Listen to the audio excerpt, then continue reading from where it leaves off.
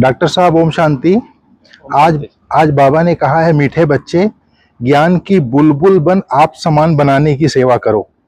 जांच करो कि कितनों को आप समान बनाया है, याद का चार्ट क्या है। तो ये ज्ञान की बुलबुल क्या है डॉक्टर साहब, थोड़ा विस्तार से समझाइए। ज्ञान की बुलबुल है, इसके अंदर वो ज्ञान समाया हो, उसका स्वरूप बन गया हो। जी जैसे ब्रह्मा बाबा थे, दिन रात एक ही लगन में रहते थे, एक ही लगन थी, है ना, अंतर्मुखी बन गए थे, वेद की वैराग्यवृत्ति आ गई थी जी। तन मन धन सब समर्पण कर दिया था बाबा को। तो ऐसी स्थिति में जब जो आत्मा है ना, वो ज्ञान की बुलबुल बन जाती है। अच्छा। वो ज्ञान मतलब अर्थात वो ज्ञान जिसको भी सुनाएंगे ना, आप समान बन जाएंगे। जी। जैसे हमने दादी जी को देखा, दादी प्रकाश मणि जी को। अच्छा। वो कोई एक शब्द कह देते थे, वो तुरंत सामने वाले को इफेक्ट करता था। जैसे हम मुझे कुछ बाबा दादी ने कुछ माँ वाक्य कहे जी, तो मेरा जीवन बदल गया जी।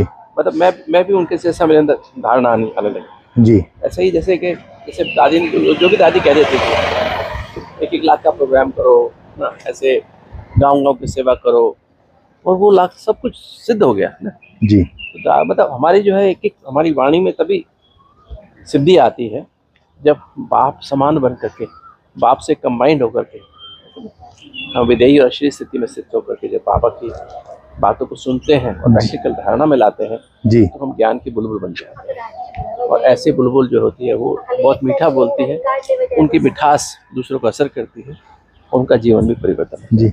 नहीं, बड़ी दादी पांडव भवन में मुरली सुनाती थी ज्ञान की बुलबुल बन के, उसका सुनाइए थोड़ा।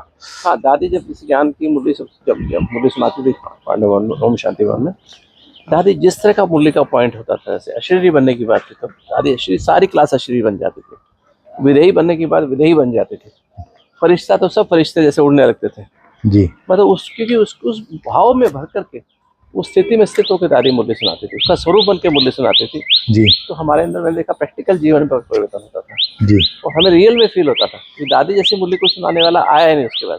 अच्छा। तो दादी से सुनी ना हमने मुरली तो बहुत तो सुनी जी, तो ऐसी मुरली कोई सुनाने वाला आया नहीं। जी।